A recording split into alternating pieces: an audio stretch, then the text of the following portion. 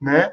E também teremos a presença do doutorando, né, Guilherme Brambila. Falei certo o nome, Guilherme? Certinho. Ah, estava com medo de deslizar aí no nome. Então, esses são os nossos palestrantes de hoje. Serão duas palestras, né? Pela ordem, né, estabelecida pelos palestrantes, nós teremos primeiro o professor Luciano, né, e em seguida teremos o Guilherme para falar, né? E damos um prazo para a fala, né? O prazo é de 45 minutos para cada palestrante, tá? E, ao final das palestras, nós coletaremos as perguntas que devem ser colocadas lá no chat, né? E passaremos essas perguntas para os palestrantes responderem. Aí teremos o momento do debate, né? Serão 30 minutos ao final das palestras, tá? As palestras de hoje, elas são intituladas, como eu avisei inicialmente, são duas. Nós teremos o professor Luciano Vidon falando sobre a BNCC em perspectiva histórica e ideológica, um olhar bakhtiniano, e logo em seguida nós teremos Guilherme falando sobre ensino e produção de texto dos documentos oficiais à escola. Esses são os títulos das palestras de hoje, tá? Antes de falar sobre, né, antes de iniciarmos as palestras, dizer que nós temos aqui participações, chegamos já a quase 100 participantes, né, aqui no nosso webinar, né? Então, é razoável essa quantidade de pessoas participando, né? E temos muitas inscrições, nós temos mais de 300 inscrições, né? Nós já colhemos mais de 300 inscrições no webinar, né? E é uma quantidade também legal, né, de inscritos, né? O webinar, ele vai conferir certificados ao final do evento, aos participantes, né? E temos já organizado essa forma da certificação, tá? E a gente vai avisar vocês no e-mail como a gente vai proceder para o envio dos certificados. Então, vamos lá. Bom, iniciando as conversas de hoje, vamos iniciar com o professor Luciano Novaes Vidon. Professor, seja muito bem-vindo ao nosso webinar, ao nosso primeiro webinar. Agradecemos, né, ao aceite do convite, né, e é um prazer tê-lo aqui para falar sobre Bakhtin, né. É muito bom a gente ouvir estudiosos da área da análise do discurso falando sobre Bakhtin. O professor Luciano, ele é professor associado da Universidade Federal do Espírito Santo, é mestre, doutor e pós-doutor em Linguística Aplicada pela Universidade Estadual de Campinas, pós-doutor em Estudos da Linguagem pela Universidade Federal do Rio Grande do Sul, coordena na Universidade Federal do Espírito Santo, o GEBAC, Grupo de Estudos Bakhtinianos, desenvolvendo e orientando pesquisa nas linhas dos estudos do texto, discurso e linguística aplicada. No âmbito do GEBAC, presidiu a organização em 2013 do segundo encontro de estudos bakhtinianos, o segundo EEBA, que contou com a participação de estudiosos de Bakhtin de todo o Brasil e também do exterior, como Anthony Wall e Augusto Ponzio. Em 2014, em parceria com a professora Ana Zandweis, organizou o primeiro seminário do GEBAC, contando com a participação do Greg Brandist, um dos mais renomados estudiosos do ciclo de Bakhtin na atualidade. Publicou em 2013 pela Pedro e João Editores, juntamente com Raquel Selec Fiade, o livro Em torno de Bakhtin, Questões e Análise. Em 2019, a pesquisa sobre o enfoque dos estudos do Círculo de Bakhtin pela EDUFES com Ana Zandweis. Bom, a palestra do professor, como eu já havia dito, intitula-se A BNCC em Perspectiva Histórica e Ideológica, um olhar bakhtiniano. Passar agora a palavra para o professor, para fazer as considerações que queira, e iniciar a sua palestra. Professor? Bom, muito obrigado, Adilson. Né? É um prazer estar aqui com vocês. Estou me sentindo em casa aqui, né, no PPGEL, vendo aí vários colegas, né? Professora Janaína, professora Marcela, né? Professor Anderson, como eu falei, para Marta Cherry. A gente fica um pouquinho nervoso nessa situação. É a primeira vez que eu participo, né, do webinar, dessa experiência, né? Então, peço desculpas aí por qualquer eventualidade. Agradeço aí também a participação de alunos do PPGEL, e aí tem vários alunos do PPGEL, do Departamento de Letras, né? Professores também do departamento, professora Leila, eu vi que está aí, não sei se eu consegui ver todos aí, peço desculpas, né? Se não conseguir nomear todos. Queria agradecer muito também aí o convite e agradecer, né, a comissão responsável por esse webinar, principalmente agradecer aí ao Adilson, a comissão organizadora, aos alunos. É sempre muito bom ver os alunos organizando esses eventos e tomando a frente desses eventos. E agradecer em especial, né, parabenizar pela ideia, pela realização, pelo projeto, a professora Flávia Machado também.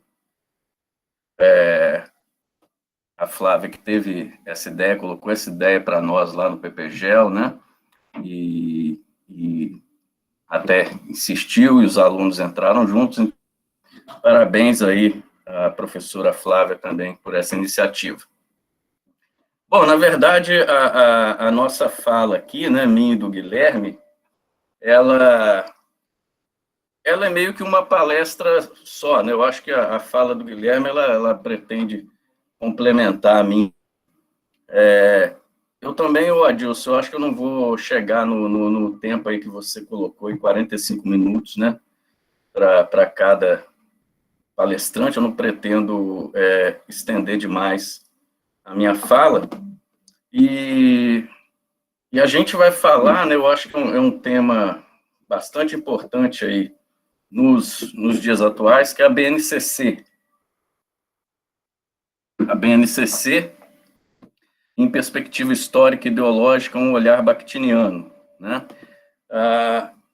Eu fiz questão também de convidar aí o Guilherme, eu convidei também a Isadora, tá aí, a Isadora ajudou a gente na preparação desse trabalho, né? Agradeço aí a Isadora também. A Isadora, ela está desenvolvendo uma pesquisa no mestrado, a dissertação dela de mestrado é sobre a leitura na BNCC, então ela tem aí uma contribuição grande em cima disso, né? E o Guilherme ele é um aluno muito querido e muito especial, eu acho que para a UFES e para o programa de pós-graduação em estudos linguísticos, que o Guilherme, ele foi aluno nosso lá na graduação, né? Foi meu aluno de iniciação científica, depois ele entrou para o mestrado, e agora está no doutorado, né? Além disso, ele é professor da educação básica, professor do Estado, é professor de escola particular. Então, o Guilherme, ele não é um convite do nada, assim, também, de estar o Guilherme aqui comigo, né? Do mesmo modo como estaria a Isadora aí também. E pensar a BNCC em perspectiva histórica e ideológica, quer dizer, essa minha questão e essa minha fala, ela é muito dirigida também aos próprios professores de língua portuguesa e os professores que estão em formação, né, e os alunos que estão em formação, porque nós temos agora esse documento importante, a BNCC, e muitas vezes ela tem sido olhada ou tem sido trabalhada, né, de uma forma, a meu ver, me parece, às vezes, acrítica, né? Mesmo porque, né, os professores, principalmente na escola pública, né, na escola pública, eles são muito atropelados, né? Esses documentos, às vezes, chegam e não são, assim, trabalhados devidamente.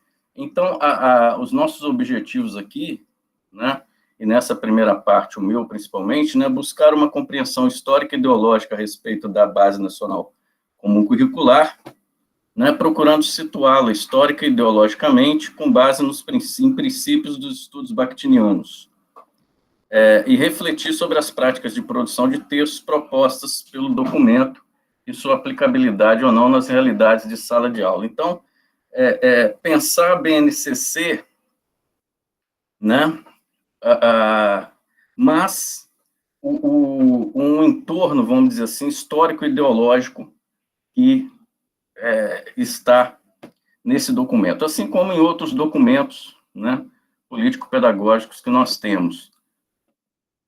Pode pular, Guilherme. E esse pensar a BNCC, nessa perspectiva, valendo-se aí de princípios teórico-metodológicos dos estudos bakhtinianos.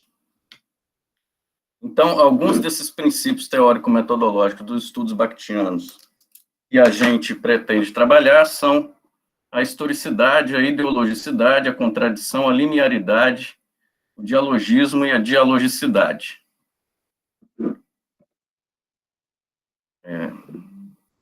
Vou tomar uma aguinha aqui, peraí.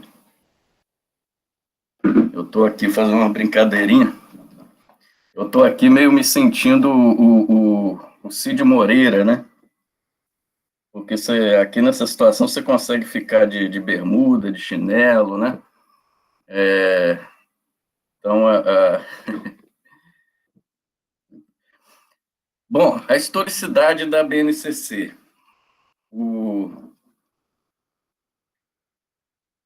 É importante pensar a BNCC, em termos de historicidade, as suas relações externas e não apenas as relações internas, como se costuma apreciar.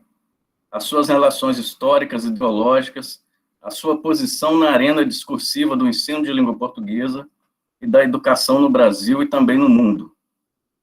Quer dizer, então, muitas vezes se pega um documento desse, como a BNCC, e se analisa as suas relações internas, né, o seu conteúdo, os seus pressupostos teóricos, uma série de elementos que são, obviamente, né, importantes, fundamentais, mas o meu objetivo principal aqui é pensar a BNCC nessa questão da historicidade, as suas relações externas, né, suas relações históricas, ideológicas, dialógicas, quer dizer, todas essas relações são, do ponto de vista bakhtiniano, né, relações dialógicas.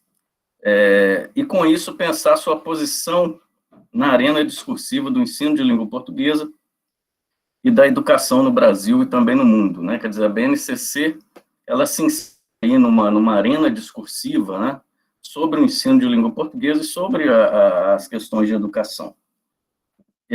E há relações não implícitas, há relações, às vezes, impensadas, como a de certos fundamentos da BNCC com os projetos políticos educacionais dos anos 70 no Brasil. Então, há uma série de relações dialógicas que atravessam, né, se inscrevem na BNCC, que são relações não explícitas, né, relações que, na maioria das vezes, nós desconhecemos, né, relações com organismos internacionais, relações políticas, né? Então, essas questões são importantes. E relações também, relações históricas, lógicas, ideológicas, com outros momentos históricos da educação e do ensino de língua portuguesa. Como eu vou chamar a atenção aqui, projetos políticos educacionais dos anos de 1970 no Brasil. Tá? Pode pular, Guilherme. Essa noção de historicidade, com base nos estudos bakhtinianos, né, com base no círculo de Bakhtin, quando eu falo aqui, veja que eu usei estudos bakhtinianos, né, eu estou me referindo aqui, né, para quem não lida muito com esses estudos bakhtinianos, eu estou me referindo aqui ao círculo de Bakhtin, como tem sido chamado hoje, né, na verdade não tinha exatamente esse nome lá na Rússia, no início do século passado. Então, o Círculo de Bakhtin era um grupo de estudiosos russos, né? Um grupo de estudiosos russos, heterogêneo, né? Interessante que era um grupo bem heterogêneo em termos de áreas do conhecimento. Tinha musicista, tinha estudiosos da literatura, linguistas, filólogos, né? Filósofos. Então, esse grupo era bastante heterogêneo, e você tinha os principais nomes, os nomes hoje mais conhecidos, obviamente, o Mikhail Bakhtin, mas também Valentin Voloshinov e Pavel Medvedev. Esses são 3 nomes mais conhecidos que a gente tem obras aí publicadas e traduzidas, né? Nós vivemos até um momento bem interessante dos estudos bakhtinianos, eu sempre falo isso lá no GEBAC.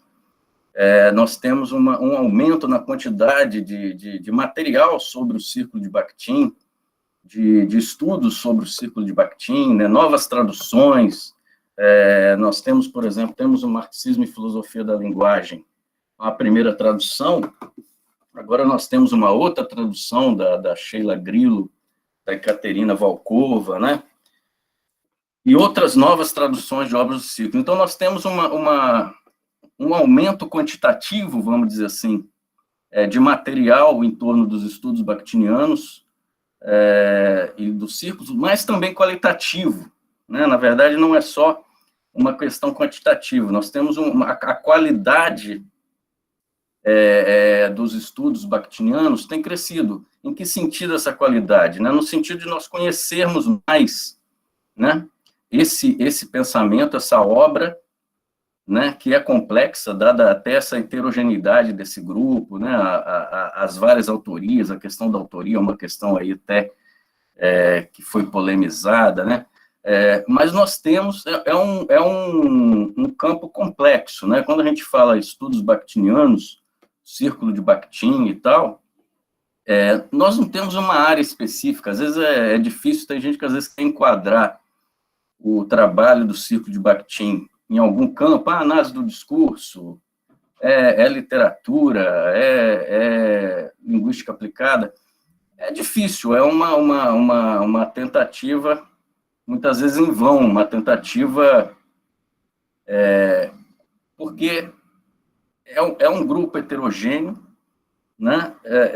E a filosofia, a questão filosófica permeia todo o trabalho do grupo, né?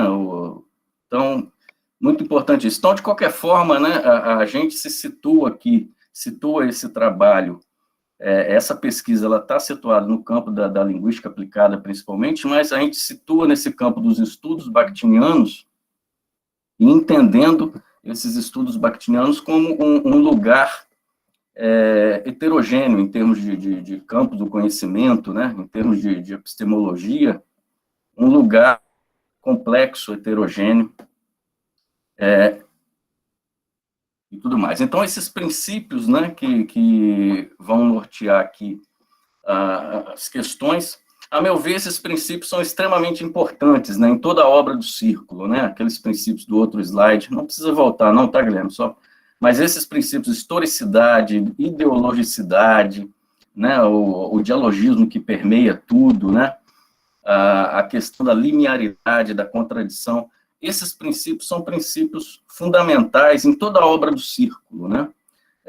Estudar o Círculo de Bakhtin, ou pensar o Círculo de Bakhtin, pensar os trabalhos de Bakhtin, pensar as noções dos estudos bakhtinianos, como gênero do discurso, por exemplo, né? Sem pensar nesses princípios, historicidade, ideologicidade, dialogicidade, linearidade, contradição, sem pensar nesses princípios, corre-se o risco de cair em visões, às vezes, que não contemplam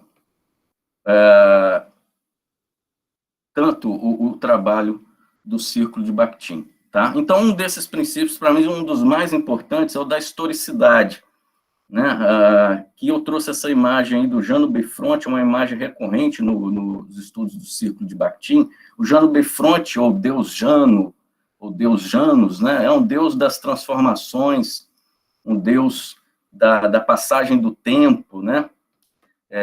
De onde vai originar o nome Janeiro, né? Mas é um Deus que está ligado a esse sentido de transformações, de passagem do tempo. Pode passar outra imagem aí, Guilherme? Tem essa outra imagem do Jano Bifronte, que é uma imagem muito bonita, inclusive, né? Esse busto aí, escultura. E o Jano Bifronte, então, veja, né? Ele tem essa relação entre o passado, presente e futuro, né?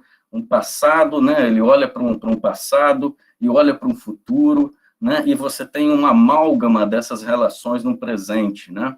Então, é muito interessante essa concepção de história como o passado, o presente, o futuro, né? Que, de alguma forma, o passado permanece, os passados permanecem, e você tem um futuro por vir, né?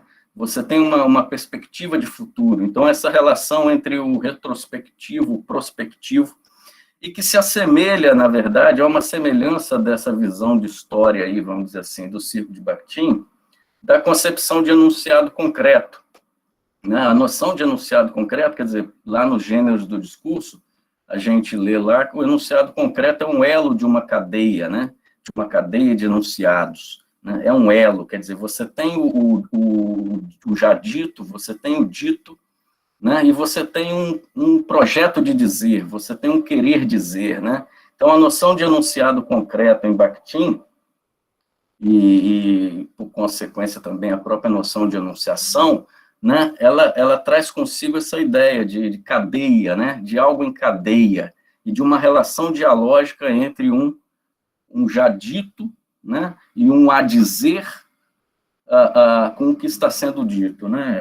Essa visão é muito interessante e é uma questão que eu pretendo colocar aqui em relação à Base Nacional Comum Curricular. Pode pular aí, Guilherme.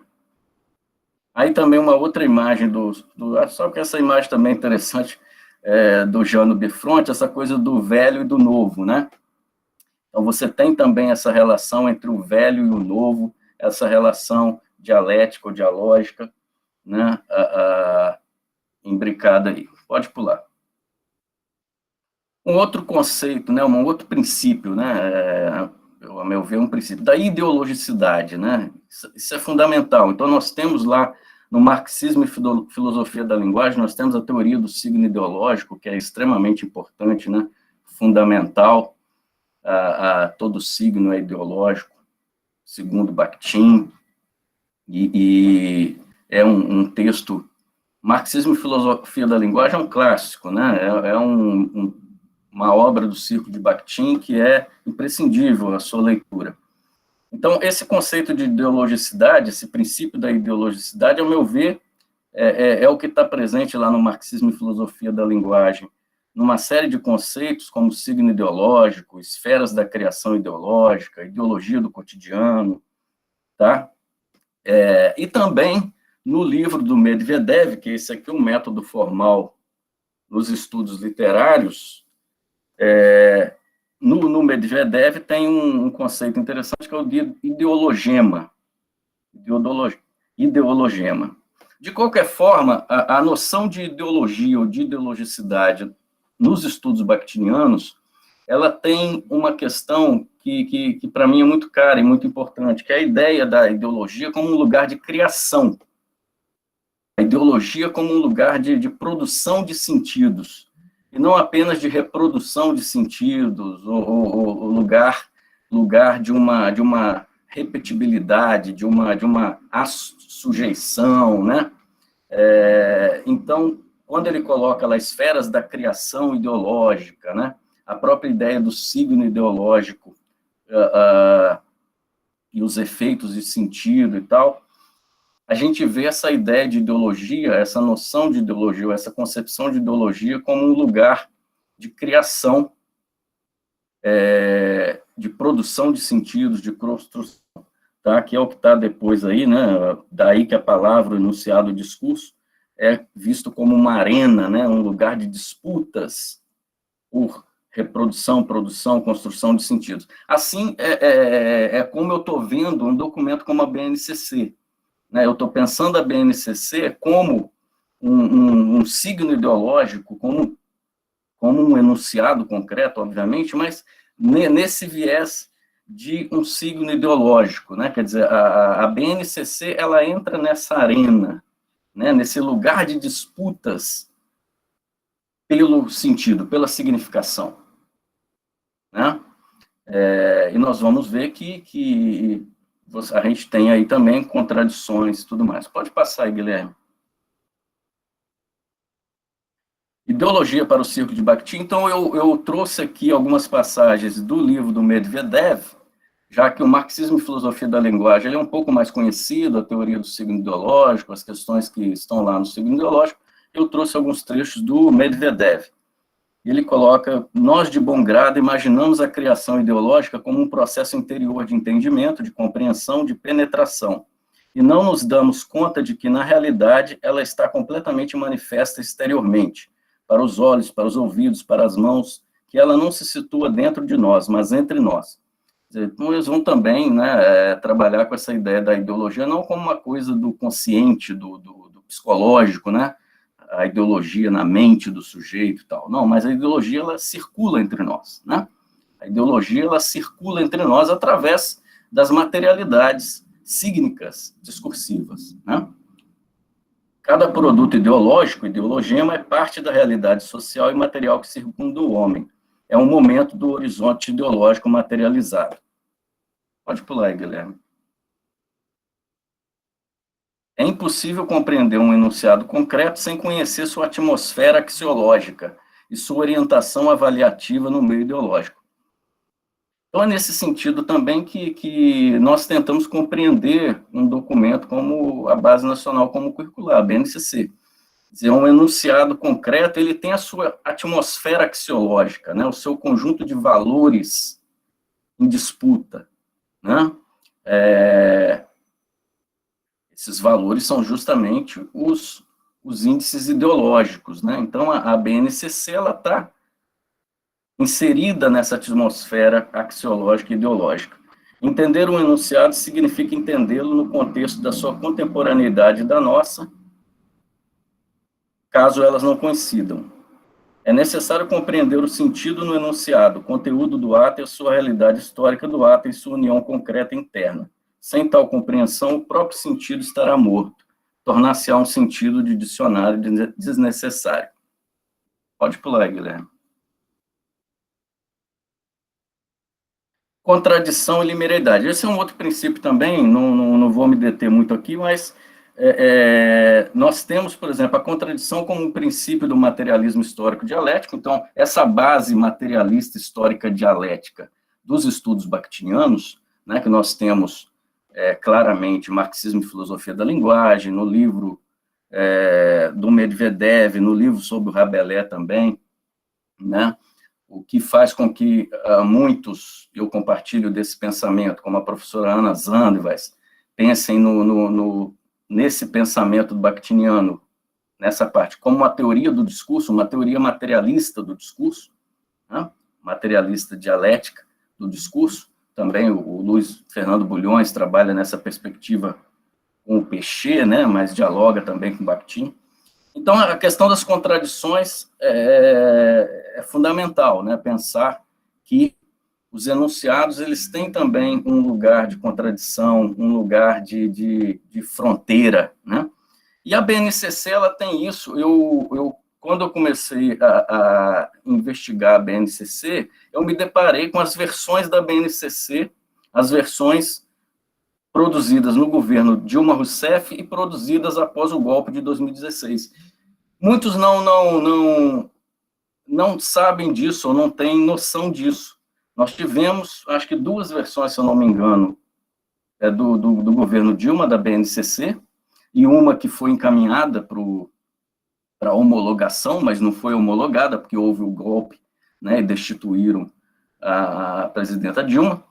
E nós tivemos uma versão no governo Temer que foi homologada, aprovada, né, durante o governo Temer. E há questões que eu vou apontar aqui, depois, de repente, nas perguntas, a gente pode aprofundar em alguma coisa, se for o caso. Há diferenças fundamentais entre a versão entregue pelo governo Dilma e a versão homologada no governo Temer. Questões, a meu ver, extremamente importantes, né? Depois, no final, eu vou chamar isso. De qualquer forma, a BNCC, assim como qualquer um desses documentos político-pedagógicos, né, que nós temos, ela se encontra nesse lugar de fronteira, né? Não é um discurso que está apenas no lugar do pedagógico, né? No campo da educação. Há uma fronteira aí que permeia documentos como esse, que é uma fronteira entre a ciência, educação, política, mercado, né? Há uma série de outros campos que vão atravessar a produção desses documentos. Pode pular aí, Guilherme. Também, né, a questão do dialogismo, obviamente, a BNCC, há um amplo diálogo da BNCC, e esse diálogo, ele é importante ser recuperado, é uma coisa que essa pesquisa tem tentado fazer, recuperar esse diálogo da BNCC com a história da educação, com a história do ensino de língua portuguesa, né? O diálogo da BNCC com teorias pedagógicas, linguísticas, psicológicas, sociológicas, diálogo com outros documentos, né, os vários documentos que foram produzidos aí, desde a chamada redemocratização no Estado brasileiro, nós temos uma série de documentos pela LDB de 96, PCNs, OCNs, né? Então, a BNCC dialoga com esses documentos. A BNCC não pode ser vista como uma coisa monológica, né? Então, tem esse diálogo. Diálogo também com o mercado, com organismos nacionais e internacionais. Isso tem muitas pesquisas em cima disso, né? Principalmente na área da educação. Eu não vou me ater aqui. Mas é extremamente importante esses diálogos, né? E buscar isso para compreender de forma mais profunda esse tipo de documento. Pode pular aí, Guilherme. Então, essa historicidade, né, pensando aí com o Bakhtin, a gente tem essa historicidade num grande tempo, né, quer dizer, um documento como a BNCC, ela está num grande tempo aí da história da educação, da história do ensino de língua portuguesa, né, onde nós temos aí uma reforma pombalina, reforma Capanema, uma série de reformas, projetos políticos, políticas educacionais e linguísticas, né. Mas eu vou pensar um pouco aqui no que eu estou chamando aqui de médio tempo, não é uma categoria usada por Bakhtin. Bakhtin fala do grande tempo e do pequeno tempo, né? Nós estamos num pequeno tempo, mas temos o grande tempo, né? E no médio tempo nós temos aí, a partir dos anos 70, que é o que eu tenho me debruçado um pouco mais, a LDB 5692 de 71, onde nós tínhamos a concepção de língua como instrumento de comunicação, né, muitos aí vão se lembrar. Em 77, teve a obrigatoriedade da prova de redação em todos os vestibulares, a difusão dos livros didáticos, e nós tínhamos lá nos anos 70, isso tem um documento que eu analisei, que eu vou falar um pouco aqui, e tem também, por exemplo, em manuais de redação dos anos 70, como esse que eu estou mencionando aqui, Soares e Nascimento, 79, é um livrinho, até hoje, muitos devem conhecer, chama Técnica de Redação, que tem uma concepção de redação, que é uma concepção cognitiva, uma concepção de um cognitivismo muito estreito, vamos dizer assim, né? A ideia de operações mentais, que a produção textual relacionada a operações mentais. Pode pular aí, Guilherme. Acho que eu vou ter que ir adiantando alguma coisa aqui. Esse documento Então, nos anos 70, nós tivemos alguns documentos produzidos pelo MEC, inclusive um que eu analisei, que foi coordenado pela professora Magda Soares, né?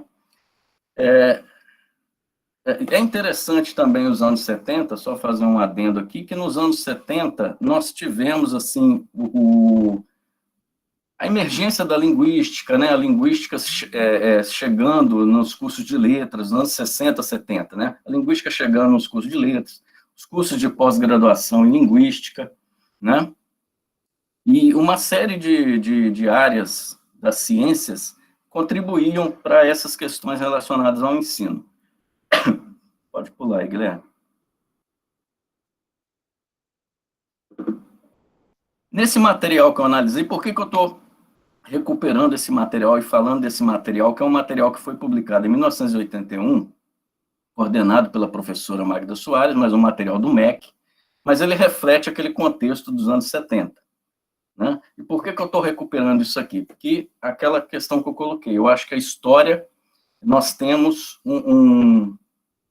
algumas coisas permanecem, ou muitas coisas permanecem. De alguma forma, nós temos uma memória dessas questões, né, ainda, principalmente nas questões relacionadas ao ensino de redação, ao ensino de produção de textos, né, uma visão que eu estou chamando aqui de linguístico-cognitiva.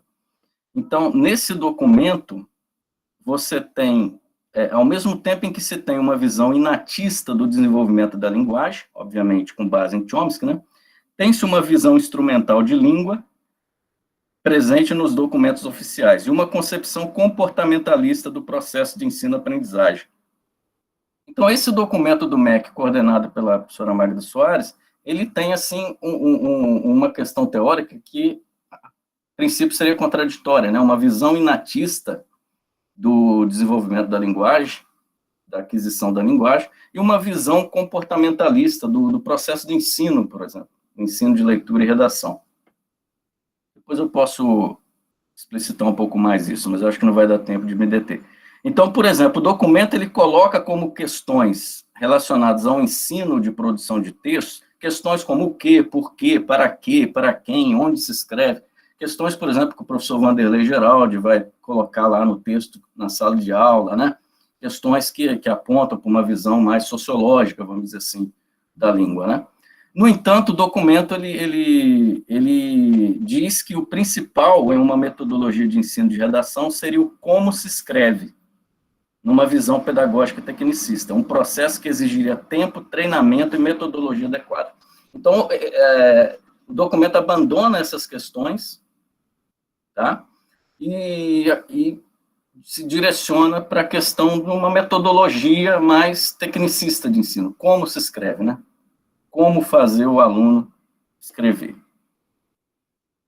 O livro é esse aqui, Técnica de Redação, as articulações linguísticas como técnica do pensamento. Pode passar aí, Guilherme.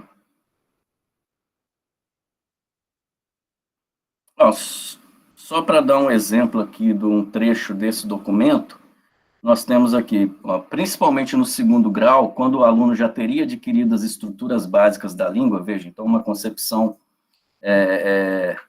inatista, uma concepção psicogenética, né, piagetiana, né, quando o aluno já teria adquirido as estruturas básicas da língua. Os exercícios de linguagem deveriam levar o estudante ao desenvolvimento, ampliação e variação dessas estruturas, definindo aquilo que poderíamos chamar de estilo pessoal e dando-lhe a visão de uma língua suficientemente rica para permitir, ou mesmo exigir, variações de registro, de acordo com a situação específica de cada ato de comunicação.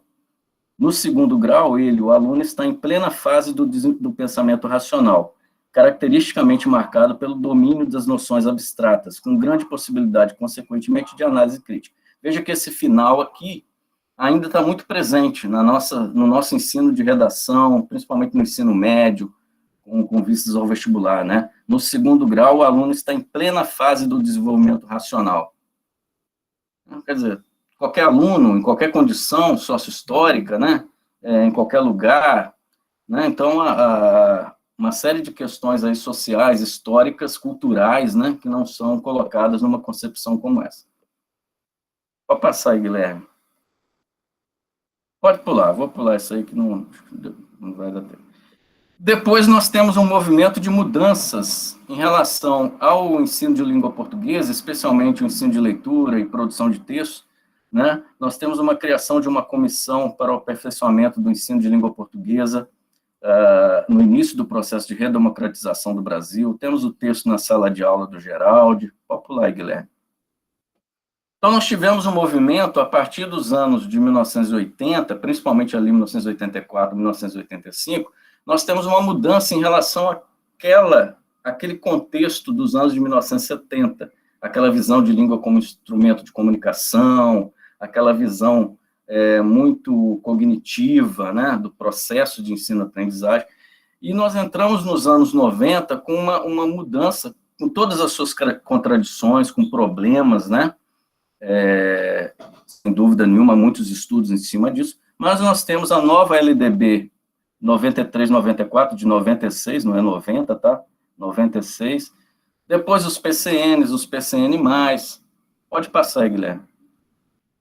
As OCNs, OCEN, nos anos 2000, né? Diretrizes Curriculares Nacionais, e, enfim, a BNCC.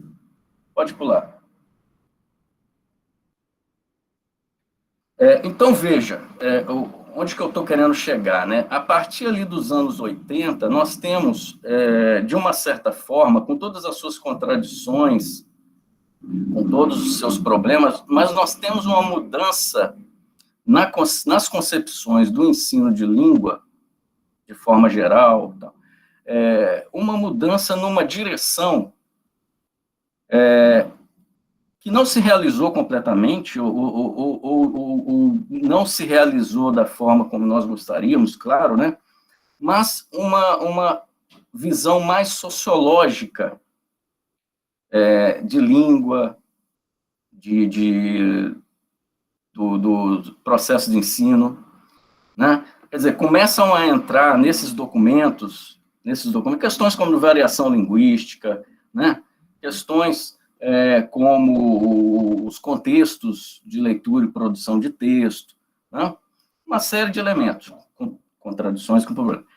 E a BNCC, em 2010, nós tivemos um documento extremamente importante, eu destaquei aqui, que são essas Diretrizes Curriculares Nacionais, de 2010, tá?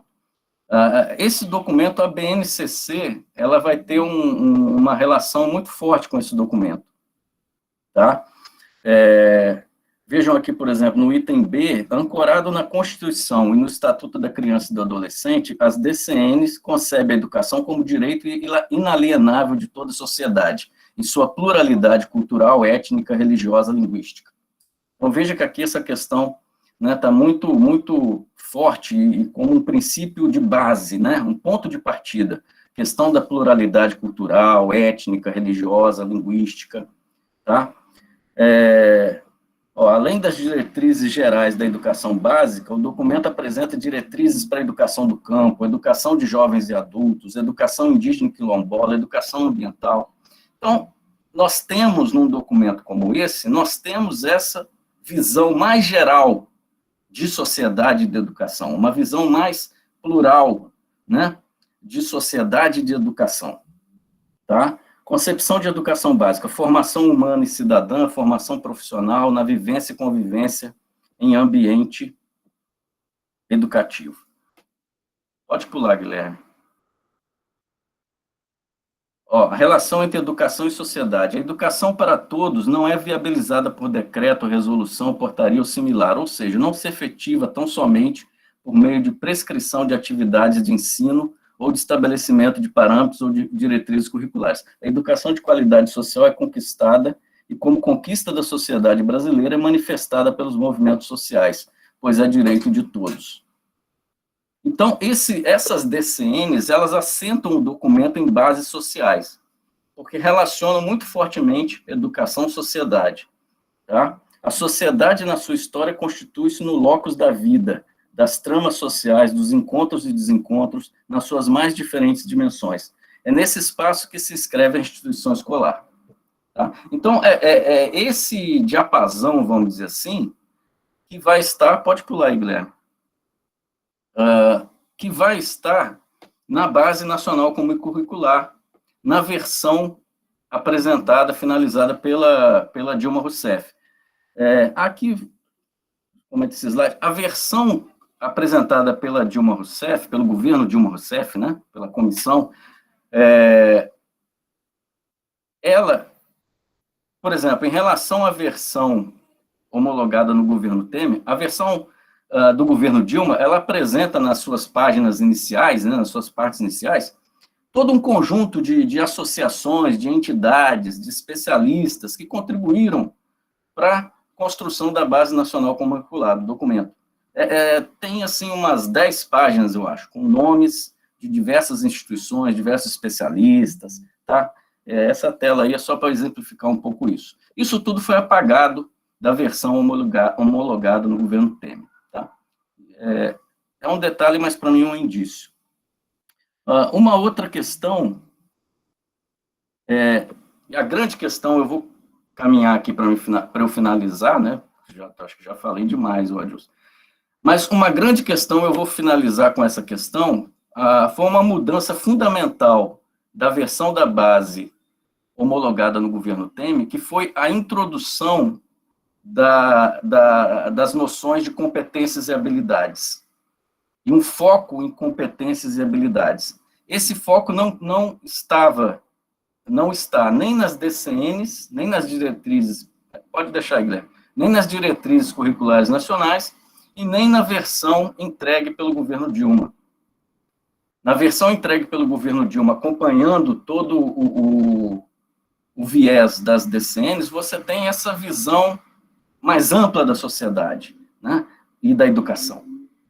E se fala em direitos de aprendizagem, se fala em formação, né, se tem muita formação. A questão das competências e habilidades, esse discurso de competências e habilidades, ou essa pedagogia de competências e habilidades, ela vai ser introduzida na versão elaborada pelo governo Temer, inclusive a partir de uma mudança, de uma alteração na LDB de 96. Em 2017, eles fizeram uma alteração, o Congresso aprovou uma alteração na LDB de 96, para ser possível introduzir essa questão de competências e habilidades, não só introduzir, mas jogar um foco nisso, né? Como está aí, essa aqui é a apresentação da versão do governo Temer, né? A BNCC é fruto de amplo processo de debate e negociação com diferentes atores do campo educacional e com a sociedade brasileira, e encontra-se organizada em um todo articulado e coerente, fundada em direitos de aprendizagem expressos em 10 competências gerais que guiam o desenvolvimento escolar das crianças e dos jovens. Então, veja, nas versões anteriores, essa questão de competências, ela não estava colocada, tá? Pode pular aí também, Guilherme. Então, vejam bem, já estou finalizando realmente, o item 1 da versão de 2016, intitulado Sobre a construção de uma base nacional comum curricular para o Brasil, foi transformado em apresentação do documento assinada pelo, então, ministro Mendonça Filho. Há 2 pontos, pelo menos, que merecem destaque nessa rediscursivização. Introdução da noção de competência, restrição da noção de desenvolvimento ao âmbito do escolar. Tem essa questão da competência, a noção de desenvolvimento também, que tinha uma noção mais ampliada de desenvolvimento. Por exemplo, um outro exemplo, na versão entregue pelo governo Dilma, havia toda uma parte inicial, introdutória, falando de movimentos sociais, falando desses grupos quilombolas, indígenas, né? Toda essa pluralidade social e cultural, tudo isso foi retirado da introdução da versão homologada no governo Temer. Então, a noção de competência também aparecerá em destaque no primeiro subcapítulo do documento, no interior da introdução, legendando o título. Então, para finalizar realmente, aqui a gente vê ali o sumário, né, mas eu vou finalizar aqui. O que eu queria chamar a atenção aqui é que essa mudança de rumo, vamos dizer assim, da BNCC, dessas versões, antes de 2016 e após 2016, nós temos essa introdução da questão das competências e habilidades, né? E isso, de alguma forma, traz de volta concepções como aquelas tecnicistas e cognitivistas dos anos 70, e posterior um pouco. Há um risco, na verdade, acho que há um risco, né, de se usar essas noções de competências e habilidades para validar um discurso e uma prática tecnicistas e cognitivistas no ensino de língua no Brasil. Bom, então essa é a minha parte, aí eu vou passar para o Guilherme, e depois a gente fica à disposição para perguntas, tá, pessoal? Obrigado aí, mais uma vez. Guilherme, antes de você iniciar a sua fala, agradecer ao professor pela fala, muito pertinente o professor falar da BNCC, porque nós estamos aí temos aí de algumas dificuldades de discutir nas escolas a base, né? Eu trabalho também com educação fundamental e média, e a gente não discutiu de forma muito devida as bases, infelizmente. E essa discussão que o senhor está trazendo é uma discussão muito pertinente, e acredito que as escolas deveriam se aproximar mais dessas discussões, né? Porque é muito sério, né? Os documentos que orientam a educação no Brasil é uma discussão séria que a escola precisa ter, a escola precisa enfrentar.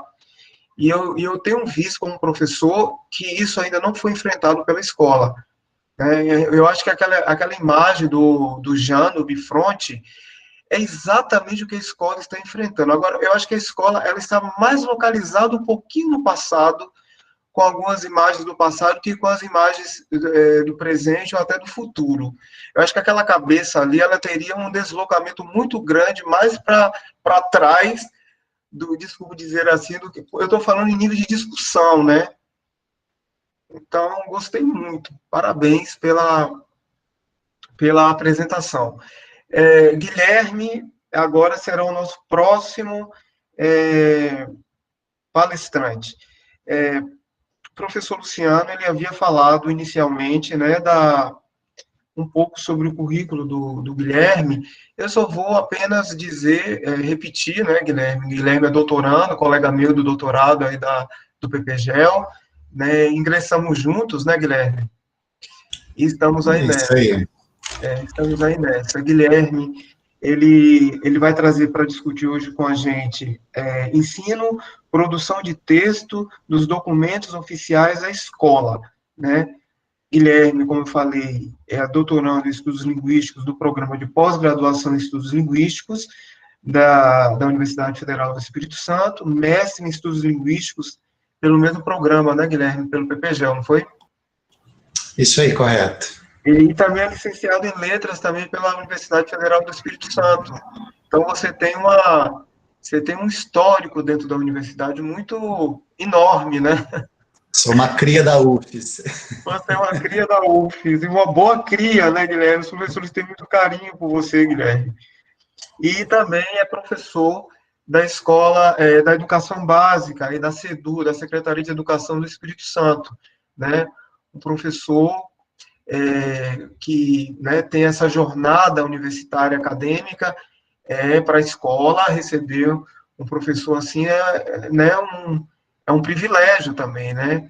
Eu não diria um privilégio, mas eu diria uma honra, né, de ter um professor desse gabarito na escola. Acho que os professores, a formação dos professores, a qualificação, né, a gente precisa pensar um pouco, ainda mais nesse governo aí que tem tanto, né, feito o contrário, né?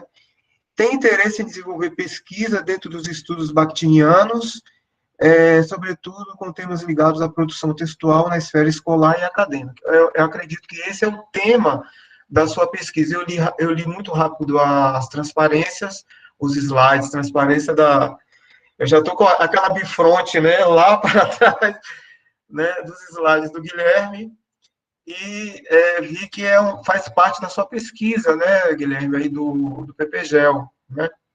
Então, após falar sobre, né, e também agradecer, Guilherme, pelo aceite ao convite, né, os alunos participando, os alunos pesquisadores do PPGEL pesquisando, né, tivemos a participação da Aparecida, que defendeu, né, agora temos a sua participação, né, e eu espero que nas próximas versões os alunos venham e participem muito, viu? Eu vou agora passar a palavra a você, né, seja bem-vindo. Só lembrando que nós temos ao final perguntas a fazer, né? Já temos aí 61 pessoas participando, né? Agradecer a participação de todos. Não falei no início, mas a Isabel, que está monitorando, né, ou sendo monitora, né, desse encontro, agradecer a Isabel, né, e agora passar a palavra ao Guilherme. Agradeço a Dilson mais uma vez aí o convite. Eu tive a oportunidade de conversar com os alunos do mestrado da Linguística na disciplina da professora Maiara. Eu vou repetir o que eu falei lá. Eu acho que a gente pode rodar os lugares que a gente quiser, né? Mas não tem lugar que a gente quer mais ser reconhecido do que dentro de casa. Eu acho que esses convites, nessas oportunidades de falar dentro da UFES, eles me enchem muito de alegria, porque é um lugar que eu tenho assim, um carinho muito grande, a minha formação está toda aqui, né? Tenho aí o meu guru, o Luciano, que tem feito já uma jornada bem longa comigo, me aguentando aí nessa orientação. E, enfim, vamos seguir, né? Tenho aqui algumas também contribuições, algumas coisas a conversar. Vou só espelhar novamente aqui a tela. E eu acho que vocês já estão vendo. Bom, então eu vou tentar também ser mais objetivo. Luciana já fez um caminho super interessante sobre as questões teóricas do ciclo, né, nas quais eu também faço leitura. Então, o meu objetivo principal nessa segunda parte da nossa apresentação é de ser, de fato, um pouco mais prático, né, e trazer principalmente algumas considerações minhas, não só enquanto linguista, enquanto estudante do doutorado, mas também como professor da escola básica, que é um lugar que faz parte da minha vida. Eu estou na CEDU, né, no Estado, eu entrei há não tanto tempo, né, eu entrei em 2018, e antes eu também estou ainda, na verdade, na escola particular também, então eu estou nessas duas esferas, em trabalho e vendo também essas discrepâncias, né, essas contradições que acontecem a todo momento ao professor de língua, e principalmente de língua portuguesa. Bom, eu já quero iniciar então com uma pergunta controversa, que é a seguinte: a implementação do conceito de gêneros discursivos no sistema escolar, a partir da linha dos documentos oficiais, pode ser considerada impraticável? É uma pergunta que eu também me faço na minha pesquisa de doutorado, quero abrir aí um parêntese. Na verdade, no mestrado, eu investiguei mais a fundo a questão da produção de texto na educação básica, né, principalmente para o Enem, e agora no doutorado, eu decidi assim, trocar o meu tema, eu muito ingenuamente falei que eu ia trocar o tema, e no meu doutorado eu pesquiso o processo de escrita de pós-graduandos em suas dissertações e teses, né? Sobre esse momento, muitas vezes significado, né, como um momento de sofrimento, de angústia, um momento em que eles não se sentem autores de seus textos, e eu investigo essa questão pelo viés da linguagem, né, entendendo esse problema como um problema da linguagem, né, é um problema que é muito investigado no campo da psicologia, da educação também, e eu percebo que há ali uma arena para se conversar dentro dos estudos linguísticos muito interessante. Então, a minha pesquisa de doutorado é em cima disso. Ao longo desse desenvolvimento dessa pesquisa, que tem uma fase nacional em que eu fiz uma enquete, né, uma pesquisa com pós-graduandos de todo o Brasil, né, uma pesquisa mais quantitativa. Nessa fase nacional, eles responderam, né, um questionário, e esses questionários levavam aí a algumas questões envolvendo a prática da escrita, tanto do ponto de vista puramente linguístico, a questões mais autorais e também relacionadas a como eles se relacionam com os gêneros do discurso, a dissertação e a tese especificamente. E nessa pesquisa de doutorado apontado, saiu esse dado, né, que 70% desses pós-graduandos de todo o território nacional, eles se percebem despreparados, inseguros, em relação ao gênero dissertação e tese, né, a dimensão desse gênero, né, aquilo que esse gênero alcança em suas vidas, enquanto autores, enquanto sujeitos que estão aí na esfera acadêmica, mas também em outras esferas do mundo. Então, 70% desses pós-graduandos, eles manifestaram, né, essa sensação de não estarem preparados. E aí eu comecei uma indagação, né? Como que nós, enquanto sujeitos que somos aí de um sistema educacional que coloca de maneira muito clara, né, que aplica em suas escolas um ensino-aprendizado de texto com base nos gêneros discursivos, né, que isso é colocado, há a presença dessa afirmação tanto na BNCC quanto nos PCNs, como que uma sociedade, né, um modelo, um sistema educacional que brada, né, que coloca isso de uma maneira tão enfática, tão segura, esses pós-graduandos chegam, né, depois de passar por todo o percurso da escola básica, chegam ainda em seus mestrados e seus doutorados com essa tamanha insegurança ao lidar com a escrita e com gêneros discursivos. Obviamente, junto a essas questões, há outras linhas de consideração sobre esse problema, mas agora eu vou focar especificamente nessa questão de linguagem, né? E na minha tese de doutorado, eu estou também trabalhando com outras possibilidades, né? Com outras hipóteses que estão sendo levantadas. Mas isso, para mim, é uma grande problematização, uma problematização interessante a nós que estudamos linguagem, né? Sobre essa grande insegurança desses sujeitos, né? Que me fez voltar novamente à escola básica, né, que apesar da minha pesquisa ela estar focada no letramento acadêmico, ela me leva inevitavelmente à escola básica, que é onde esses documentos oficiais discursam, né, colocam e inscrevem que nós somos sujeitos vindos de um sistema educacional que ensina o texto com base nos gêneros do discurso, inclusive nos PCNs, há essa menção, né, ao Bakhtin e a proposta do círculo. E aí, em cima dessa problematização que eu quero dar seguimento a essa minha fala, porque eu acho que nós, enquanto nós que estamos aqui em formação da graduação, ou os próprios mestrandos, os doutorandos, e aqui também os professores que estão presentes, nós sabemos que nós somos requisitados a qualquer momento a estar em uma formação de professores de línguas, né? Isso é muito comum, né? Nós temos esses convites, nós que estamos na academia, nós temos também essa função em sociedade. Eu acho interessante nós termos constantemente essa problematização em mente, para que quando, obviamente, esses espaços nem sempre dão para a gente uma abertura tão grande assim, mas quando houver essa abertura, que a gente possa também implantar essas problematizações, né, a esses professores em formação continuada.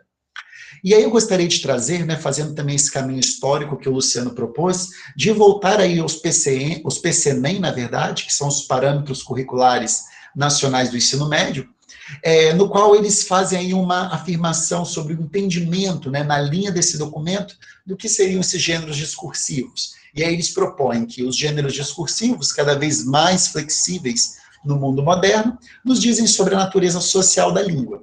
Por exemplo, o texto literário se desdobra em inúmeras formas. O texto jornalístico e a propaganda manifestam variedades, inclusive visuais. Os textos orais, coloquiais e formais se aproximam da escrita. As variantes linguísticas são marcadas pelo gênero, pela profissão, camada social, idade, região. E a partir dessa pontuação, desse trecho dos PCNEM, nós conseguimos, com base, né, nessa leitura que temos aí dos gêneros discursivos, né, que acho que é um texto que circula bastante entre nós, estudiosos da linguística, nós percebemos aí alguns pontos que comungam com a perspectiva do círculo, e aí eu destaco 4. O primeiro seria essa concepção, essa aceitação da flexibilidade constitutiva do gênero, né? Quando nós pegamos ali o próprio texto do Gêneros do Discurso e que nós vemos ali aquela relativa estabilidade do gênero, né? Nós também vemos nesse trecho dos PCNEM uma aceitação, né, que esse gênero ele tem essa possibilidade de flexibilidade.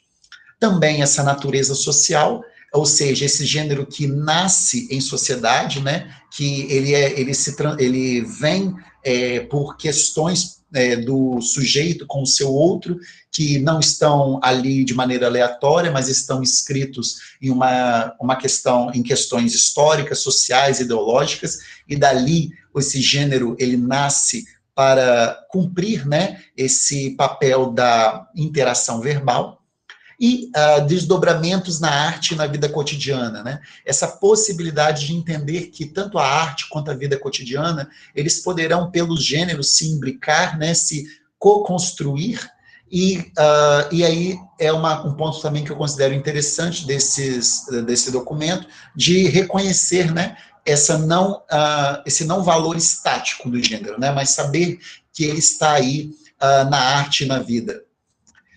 E, por último, essa relação indissolúvel com fatores sociais, ou seja, não só essa consideração do gênero como aquele que nasce nessa interação, mas aquele que também se transforma devido aos fatores sociais, devido a essas demandas de interação verbal, de interação do sujeito e seu outro, histórica, social, ideologicamente.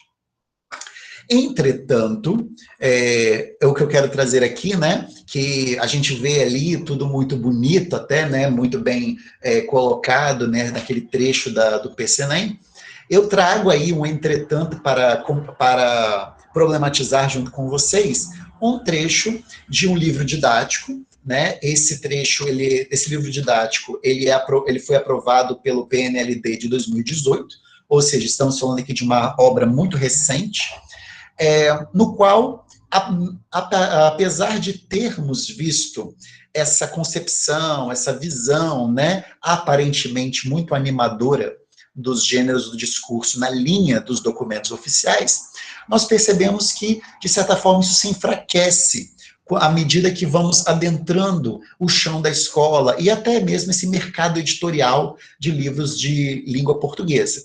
E aí eu trago um trecho, né, um recorte, da introdução de um capítulo de um livro didático de língua portuguesa para ensino médio, no qual ele está ali, de certa forma, introduzindo o gênero dissertação. E aí tem umas partes, né, para dizer que nós não estamos aqui só para metralhar, mas eu acho interessante pontuar também coisas positivas, nesse quadro alaranjado, em que é exposto o contexto de produção e recepção dos textos. Isso é até um ponto de que nós consideramos um avanço, porque outras obras de outros PNLDs acabavam não se atentando a essa questão do contexto, né? O contexto como um lugar importante no qual esse gênero ele se coloca e no qual os sujeitos enunciam, né, nessa interação constante com o outro. Entretanto, o que nós vemos aí de problemático e de uma falta de avanço na minha leitura? Essa segunda parte do trecho em que diz que a dissertação é um texto que circula na esfera escolar, então nós já temos um enquadramento, né, essa não consideração da dissertação circulando em outros ambientes, e tem por objetivo avaliar a capacidade de produção de texto dos estudantes. Então, nós vemos aí mais um enquadre de colocar esse gênero no âmbito meramente avaliativo, de saber se esse aluno ele é capaz ou ele vamos pensar, né, incapaz de expor em determinadas condições, né? E outra problematização que eu acho importante são nessas letras rosas, né? Essa é uma versão do livro para o professor, em que há aí uma instrução para esse professor sobre como lidar, né, com essa introdução e como trabalhar isso com os alunos, né, no chão da escola. E aí vem, neste livro trataremos a dissertação como um gênero da esfera escolar. De acordo com esse enfoque, ela corresponde à redação escolar típica, produzida para fins de avaliação, em exames, em vestibulares, em concursos em geral. E em cima desses dados vindos desse trecho, eu consigo fazer uma leitura, e eu quero compartilhar com vocês, de pontos de ruptura com a perspectiva do círculo. Então, ao mesmo tempo que nós temos ali pontos de comunhão, eu trago aqui também esses pontos de ruptura que fazem parte dessa contradição, né, como bem disse o Luciano anteriormente. E aí esses pontos de ruptura, né, que eu quero trazer 4 pontos que eu considero os mais importantes, que é essa tipificação excessiva do texto, né, trabalhar o texto como um tipo, algo em cima de até de um certo estereótipo, né, e que vai gerar uma repetição. E essa repetição, essa tipificação acaba também produzindo um valor neoliberal do texto, que é uma crítica que eu fiz de maneira mais aberta na minha dissertação de mestrado, que é esse texto como um produto no qual eu entrego esse produto em troca de uma aprovação nos processos seletivos.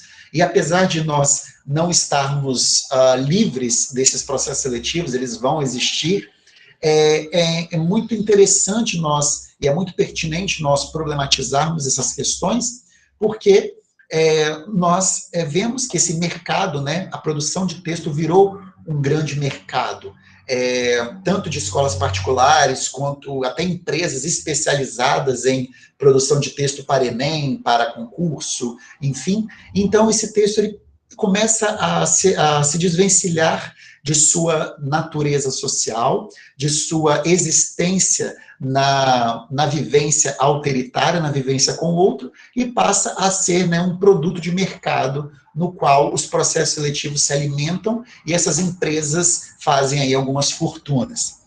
E também eu percebo que esse reducionismo do gênero, né, o gênero reduzido à dissertação escolar, e isso na esfera da escola, eu acredito que é um grande problema, né, que a escola é essa esfera especial até, né, na qual nós vamos descobrindo, né, formas de interação, e aí nós vemos uma grande redução, que eu entendo como um problema, e por fim, uma abstração e tipificação do sujeito.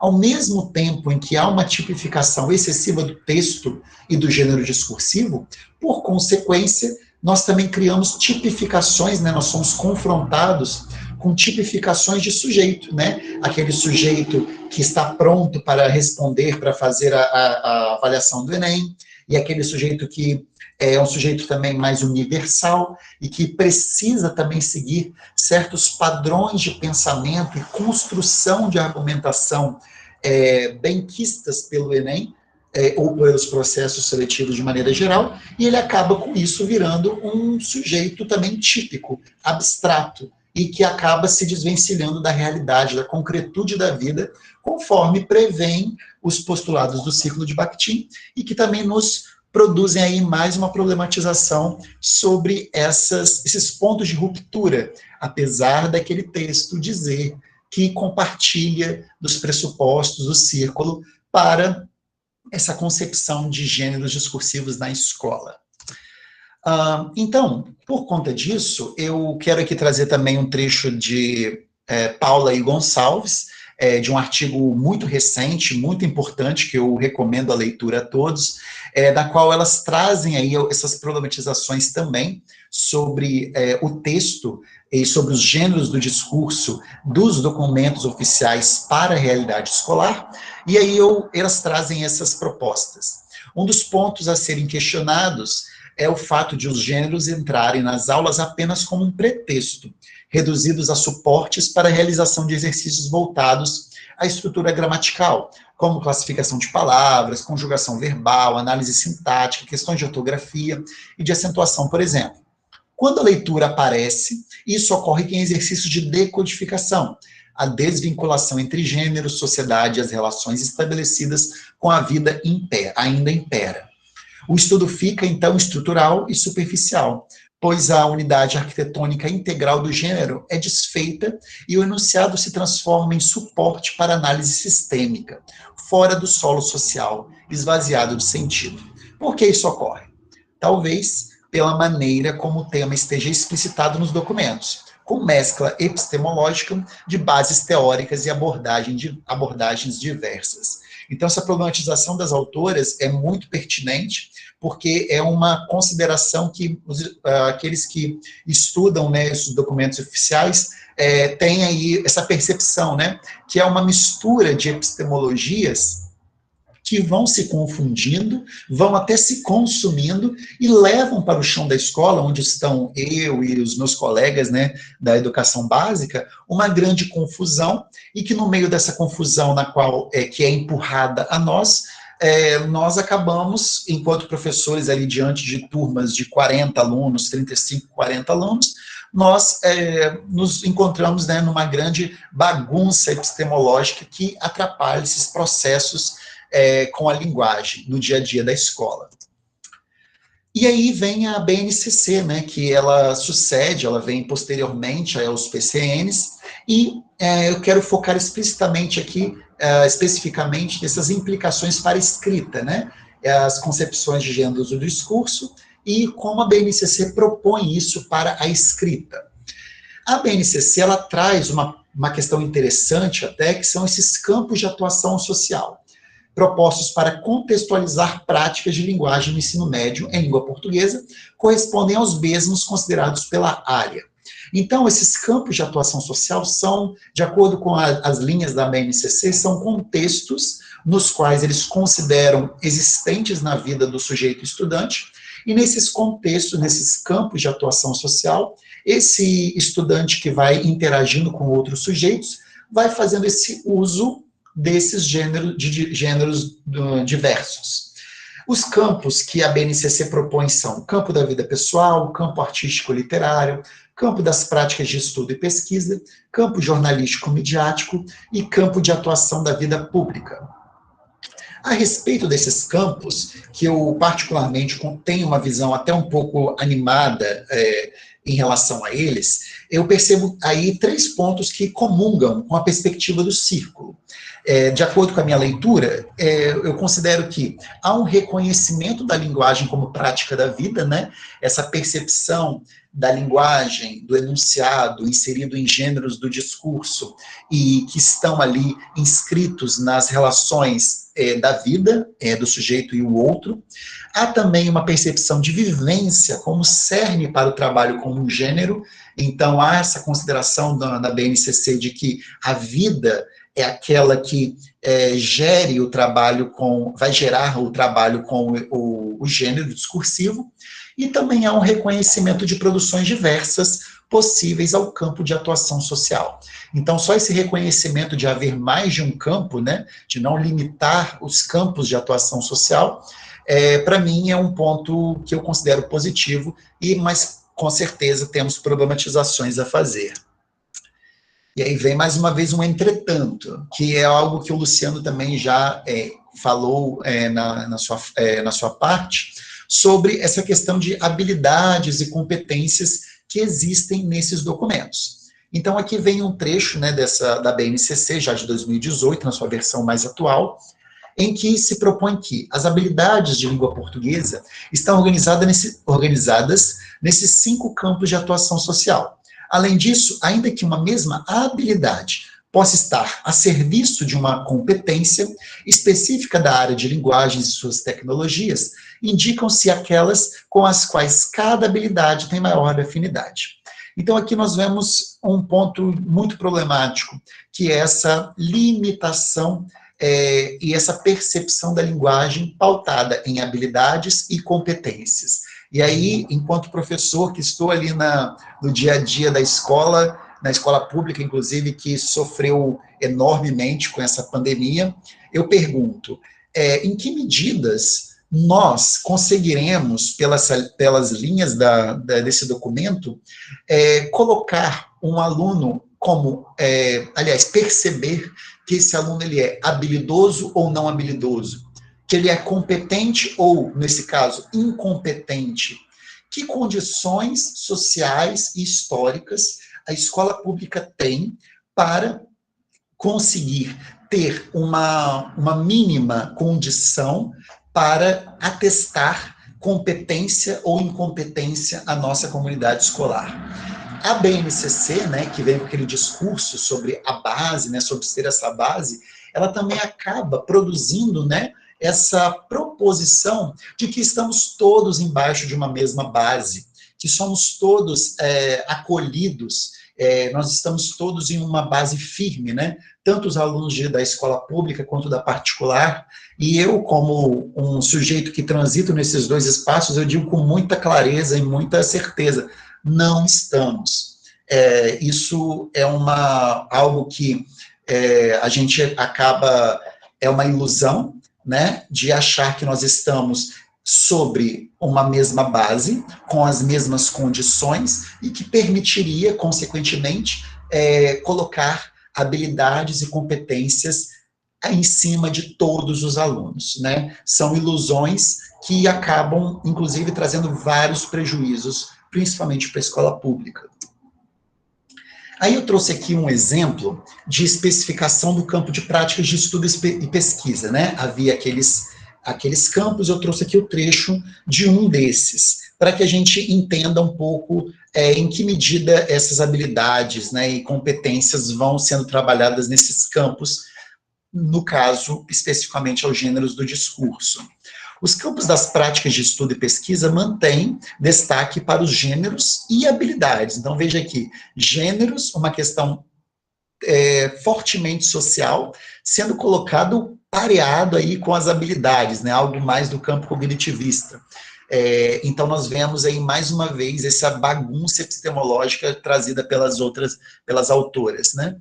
Envolvidos na leitura, escuta e produção de textos de diferentes áreas do conhecimento e para as habilidades e procedimentos envolvidos no estudo. E mais uma vez, vejam, habilidades e procedimentos. Mais uma vez, aquela voz tecnicista da educação dos anos 1970, mais uma vez ecoando num documento de 2018, né, para vermos que estamos aí ainda embaixo de certos paradigmas sobre nossas concepções de ensino de língua e de produção textual, ainda muito arraigados em concepções fortemente aplicadas anteriormente.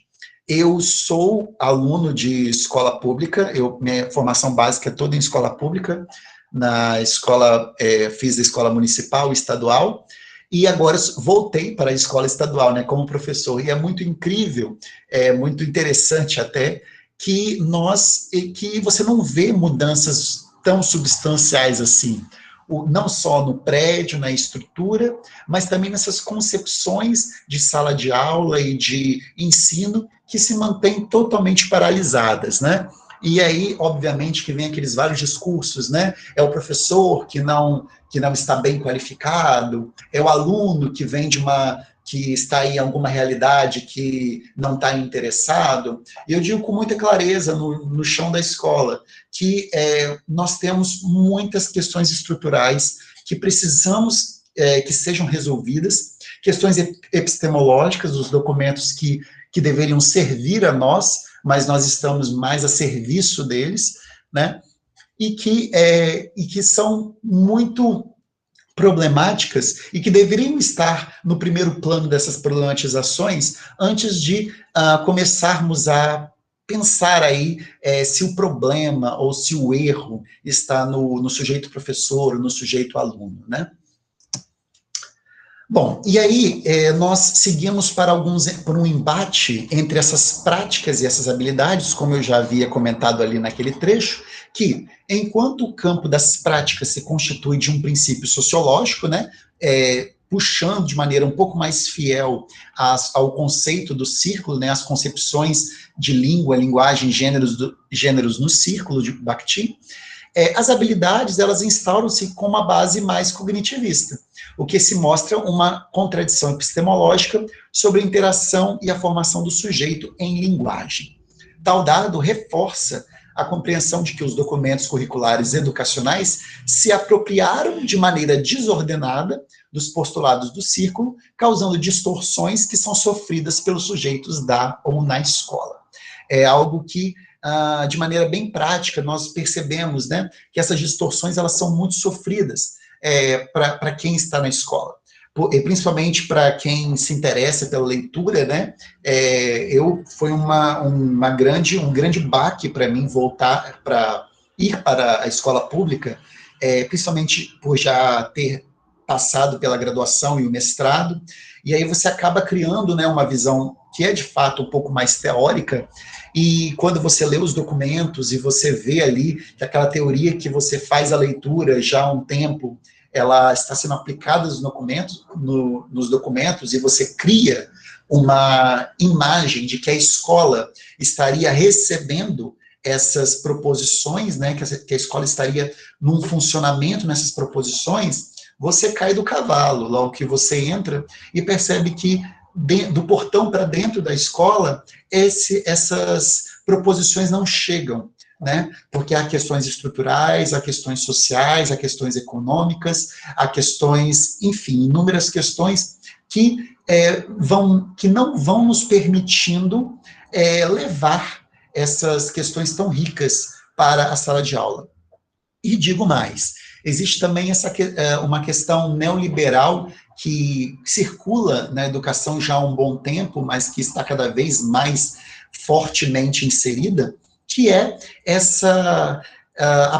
até eu entendo que a base é um grande contribuinte para isso, que é nessa visão de que estamos todos sobre uma mesma base, cria-se essa ilusão de que todos têm as mesmas possibilidades de estudo e de acesso aos gêneros discursivos e ao ensino e aprendizagem de texto, e com isso a gente acaba fortalecendo discursos neoliberais que têm ganhado muita força ultimamente, que é o fato de que a escola pública não presta, ou que a saúde pública não presta, já que estamos todos aí no mesmo barco, né?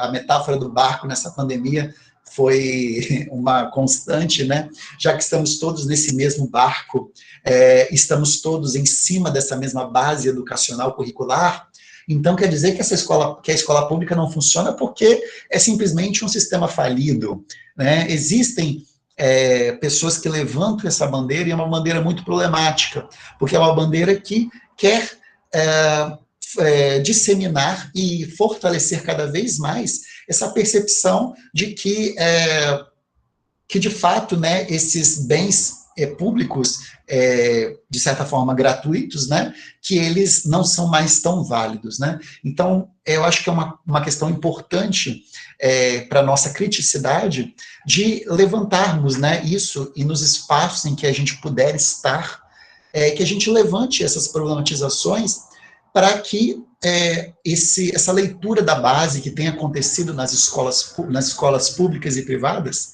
ela não seja simplesmente uma leitura paradigmática, um saber fazer, mas que seja de fato uma leitura crítica e que entenda que, como todo documento, ele tem falhas, ele desconsidera questões importantes e que essas questões devem ser reavivadas no dia a dia da escola.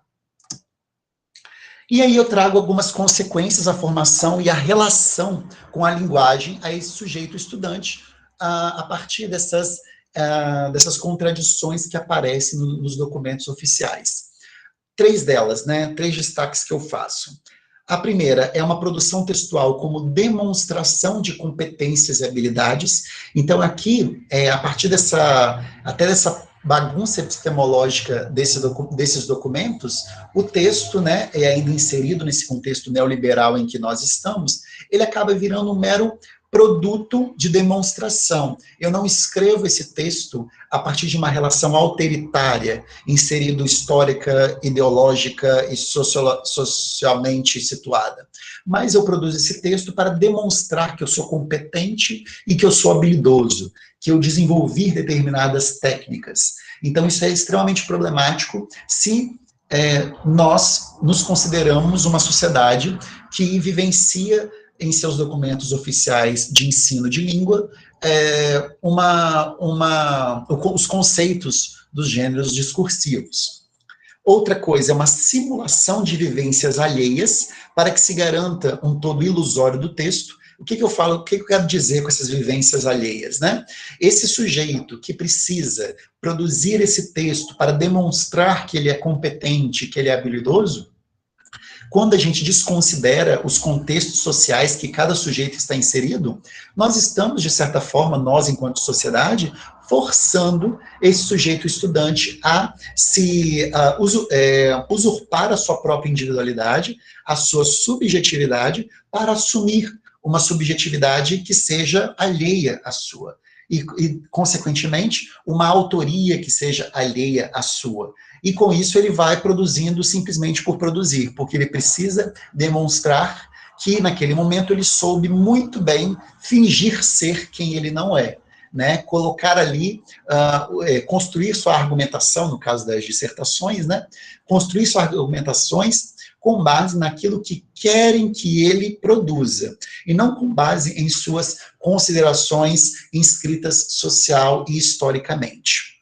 E, por fim, um texto como extrato da competência ou incompetência individualista. Né? É uma percepção que eu considero também muito problemática, que é essa desconsideração de que o texto, ele se constrói na interação, por meio das alteridades, né, que co-constroem comigo esse texto, né? Eu não sou um autor monológico, eu sou um autor dialógico, em que essas vozes institucionais do outro, da sociedade, da história, elas se cruzam, se convergem, se transformam e deveriam estar ali na minha produção. Mas, nesse contexto que nos empurra constantemente para uma produção de texto muito individualista, nós acabamos aí criando esses sujeitos sozinhos, que vão produzindo esses textos, para no final serem considerados competentes ou incompetentes, né? E aí eu pergunto, mais uma vez, em que medidas somos capazes de atestar competência ou incompetência quando nós temos a decisão de reconhecer que existe um sujeito que está inserido socialmente, historicamente, enfim, né? Em que medidas conseguimos atestar isso? E, por fim, as minhas problematizações finais, na verdade, não são nem considerações, né? São duas. Eu comecei com 2 perguntas e quero terminar com mais 2 perguntas, que são: se somos sujeitos de escolarizações tão assimétricas, em que medida se torna possível atestar incompetência à produção textual discente? Obviamente, nós temos ali, enquanto professores de língua, né, de língua portuguesa, nós temos ali parâmetros em que nós conseguimos acompanhar pedagogicamente o desenvolvimento linguístico, né, até mesmo discursivo do aluno, mas, mais uma vez, pegando essas infinitas tabelas que existem na BNCC, em que medidas conseguimos atestar a incompetência de nossos alunos? Porque é o que parece que esse documento nos força a fazer. E mais um os prejuízos de uma apropriação confusa, a epistemologia do círculo para o ensino-aprendizado de texto no sistema escolar, encerram-se na própria escola? O que eu quero dizer com isso? Os problemas gerados por essa inapropriação, por esse problema epistemológico que aparece nos nossos documentos curriculares, será mesmo que eles se encerram apenas na escola? Por exemplo, da minha pesquisa de doutorado, eu começo a ter um caminho de resposta que diz que não, que nós, na escola básica, tendo como base esses documentos curriculares, eles acabam criando até uma herança discursiva sobre o que é linguagem, o que é texto, o que é produção textual, e que vão nos acompanhando quando adentramos a universidade, os mestrados e doutorados, e acabam se tornando problemas, uma bola de neve que vai se ampliando e virando, por fim, um grande problema na vida de um mestrando, de um doutorando e em sociedade de maneira geral. Então, são algumas problematizações que eu quero deixar aí para a gente compartilhar e que eu espero que elas também sigam aí com vocês nos diversos espaços em que vocês puderem, para que a gente não deixe de problematizar esse documento. É um documento oficial, ele é uma realidade, só que é muito importante que a gente não se renda a uma visão de cima para baixo, né? Uma visão paradigmática sobre esse documento, no qual ele é visto como uma verdade absoluta em que todos os professores devam dizer amém. Isso é algo que eu tento, no meu dia a dia, bater de frente. E eu encerro aqui agradecendo as nossas referências, minha e do Luciano, e essa é a minha fala para hoje. Obrigado, Guilherme, parabéns pela apresentação, né? E como vocês estão muito em sintonia com o Luciano, existem aqui vários comentários aqui no chat, o chat, vamos dizer, numa linguagem bem menos acadêmica, bombou, né? Tem várias mensagens, tem algumas perguntas referentes à palestra de vocês, né? Algumas o Luciano já até antecipou, já agradecendo, né, as perguntas, né? Eu vou agora ler as perguntas, mas antes, alguns comentários. Não dá para ler todos, que foram muitos comentários, mas alguns que eu achei interessantíssimo, né?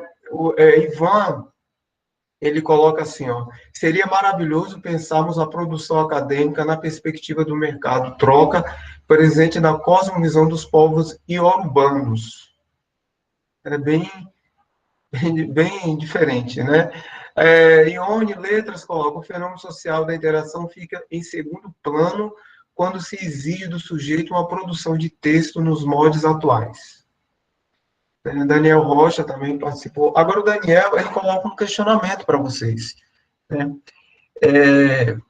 Daniel pergunta o seguinte, eu e outro colega da escola pública onde trabalhamos, fomos ligeiramente criticados pela coordenação sobre o porquê não estamos com o mesmo conteúdo ao mesmo tempo em nossas turmas de 8º anos, e que esse parelhamento é o principal objetivo da BNCC. Não observo isso como objetivo da BNCC, haja vista que os gêneros são incontáveis, mas gostaria de ouvir dos palestrantes. A pergunta é essa, e se for, isso seria possível?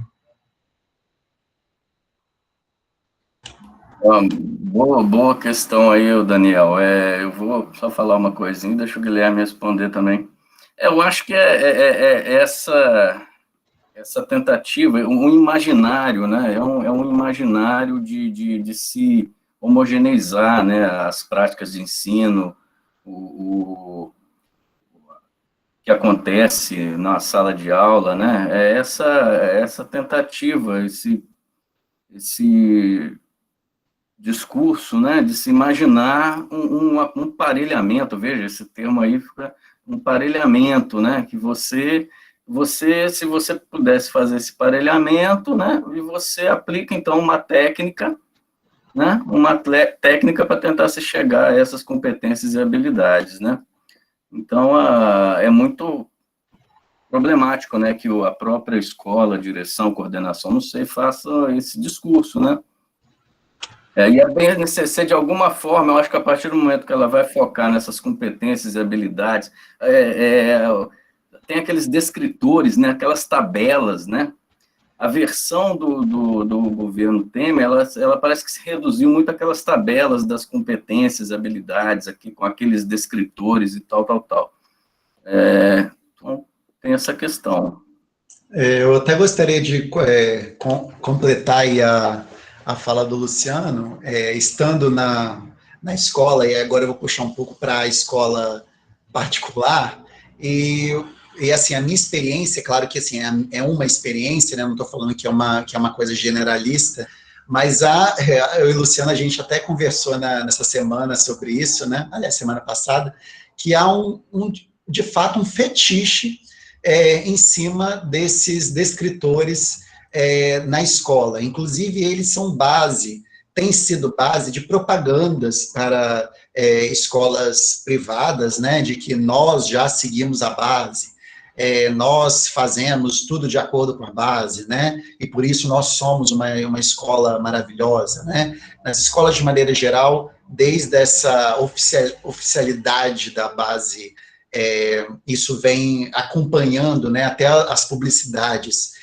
Então, é de fato muito problemático, eu concordo com o Luciano, e até dessa necessidade de colocar tudo muito aparelhado, né, como se em toda a sala de aula houvesse os mesmos alunos, né, com as suas mesmas demandas linguísticas discursivas, e eu entendo que, como esse documento ele tem chegado de uma maneira muito paradigmática na escola, isso faz com que também, até por uma acriticidade, uma falta de criticidade para receber esse documento, tem gerado, consequentemente, na minha leitura, uma leitura equivocada desse documento, né? De que esse documento ele é ali totalmente impositivo e que deveremos agir assim, sem pestanejar, né, e sem falar um mas.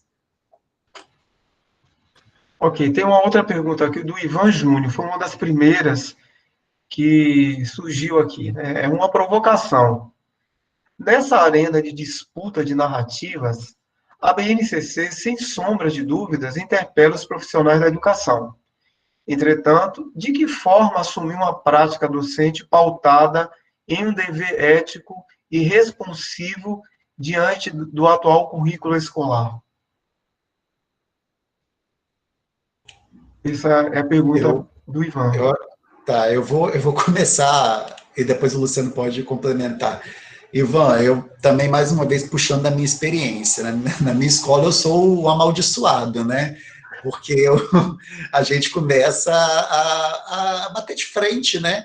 Porque quando a gente pega, né, e faz uma leitura muito paradigmática desses documentos, tudo que nos resta é uma obediência sem uma obediência que não, sem significado, né? E a partir do momento que nas reuniões, nos planejamentos, a gente comece a se colocar, né, à medida que a gente vai ganhando também espaço na escola para isso, e isso é uma coisa que difere muito de espaço escolar para espaço escolar, eu entendo que aí é um caminho muito tortuoso, muito difícil, inclusive não só pela equipe, é uma coisa que me pegou assim, muito de surpresa, uma vontade excessiva dos alunos em problematizar quando a aula não tem cópia do quadro, né? Então, para você ver como isso está forte, né? Inclusive na comunidade escolar, né? Dessa desconstrução do espaço da aula, do conhecimento, do contato com os gêneros do discurso, né? E da produção textual, consequentemente. Então, são muitos paradigmas e é um trabalho muito árduo.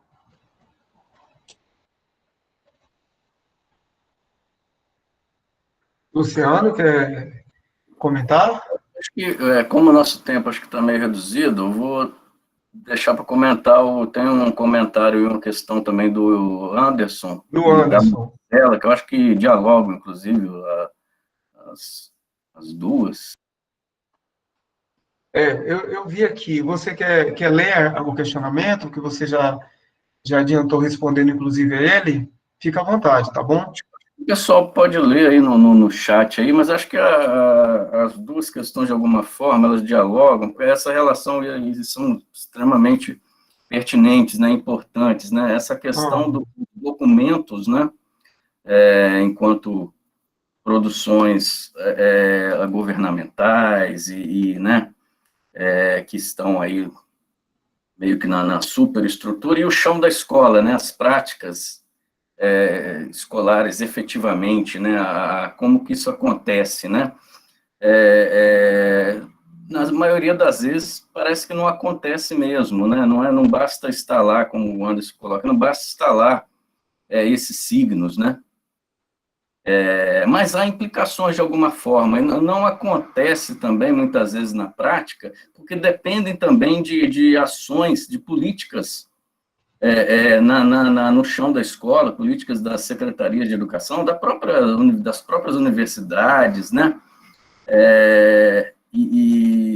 Então, há esse descompasso, mas poderiam acontecer, né? Eu acho que na versão da Dilma, uma coisa que está lá também, que é interessante, colocam a BNCC, esse documento, mas ele inserido num todo. Ele está num todo que envolve o Programa Nacional do Livro Didático, envolve outros programas, envolve como eu falei, aquela questão dos movimentos sociais. Então, eles não fecharam no documento em si, né? Mas na leitura, pelo menos, que eu estou fazendo, né, uma questão para se pesquisar, mas a leitura que eu estou fazendo, a hipótese que eu estou construindo é essa, ali, e vindo isso lá das diretrizes curriculares nacionais, tá? Ali você tinha essas indicações, essas orientações para questões que deveriam chegar no chão da escola, né, e serem trabalhadas. Agora, a partir do momento que você muda de foco e você joga para essa questão de competências e habilidades, e apaga isso tudo, e tenta apagar, né, você mantém lá, igual esses conceitos, campos de atuação, gêneros do discurso, letramento, mantém aquilo lá, porque não teve como tirar. Mas, quando joga a luz, joga o foco, né, nessa questão de competências e habilidades, você isso tem, eu acho, uma repercussão, talvez mais imediata, assim, porque, de alguma forma, a escola tem isso mais na memória, de repente, discursiva. Não sei se eu consegui responder aí, mas,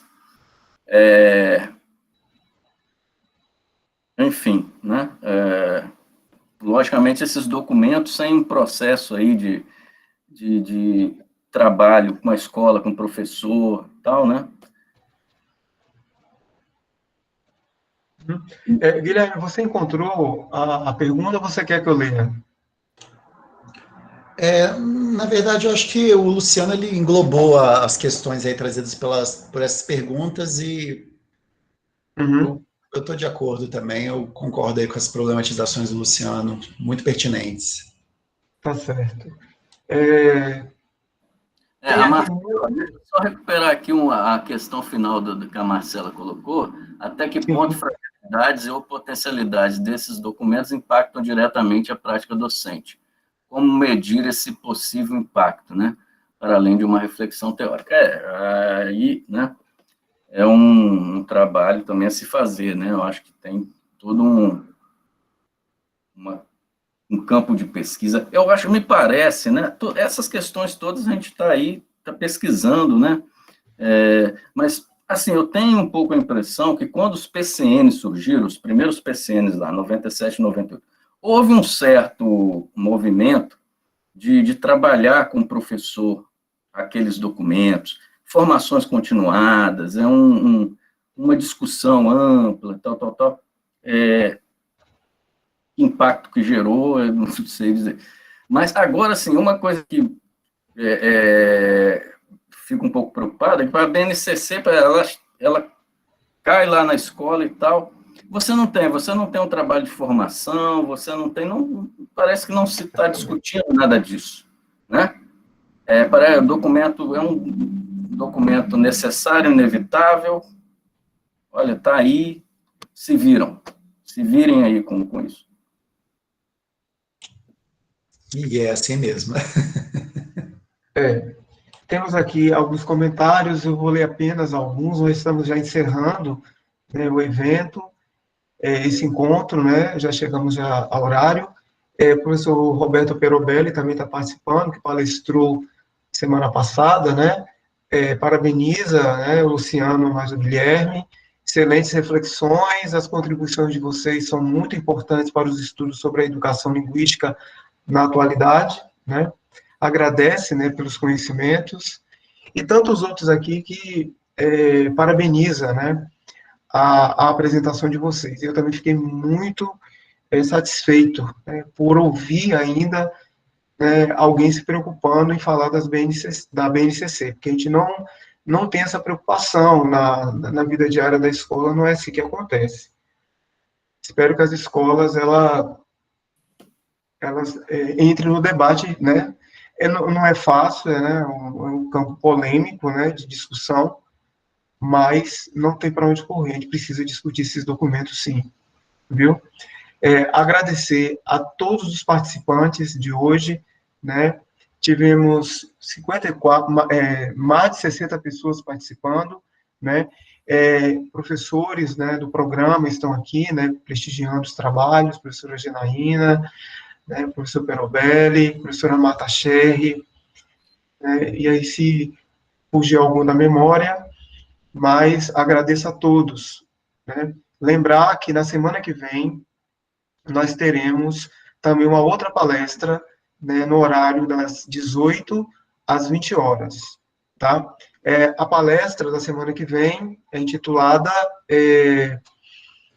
vai ser feita pelo professor Anderson, que está aí também na plateia, né, na plateia virtual, e ele vai discutir um pouco sobre a produção da leitura acadêmica de discursos de ciências, né? E já estamos nas considerações finais, eu vou deixar agora os palestrantes, né, falar nas considerações finais, as suas impressões. Professor Luciano. Mais uma vez agradecer, né, confesso que eu fiquei bastante nervoso no início ali, custei para dar uma engrenada, mas faz parte do aprendizado, né, e eu acabei com o tempo, né, passei do tempo que eu estava previsto, mas obrigado aí, obrigado a todos aí, obrigado pelas perguntas, pelos comentários, valeu, obrigado, Guilherme. Eu também agradeço muito, Luciano, pela parceria de sempre, e a todos aí que estão presentes, estiveram aqui com a gente, pelo ouvido, pelas problematizações, agradeço muito, muito feliz com essa noite aqui com vocês. Parabéns, Guilherme, gostei muito da sua apresentação também, acho que, como eu falei, acho que complementou de uma certa forma, né, com essas questões mais da prática mesmo, de sala de aula, né. Isso aí. Então, agradeço aos palestrantes, tem a lista de presença, algumas pessoas perguntaram pela lista, eu acredito que ela já deve ter sido publicada, né? O link deve ter sido publicado aí no chat para vocês assinarem.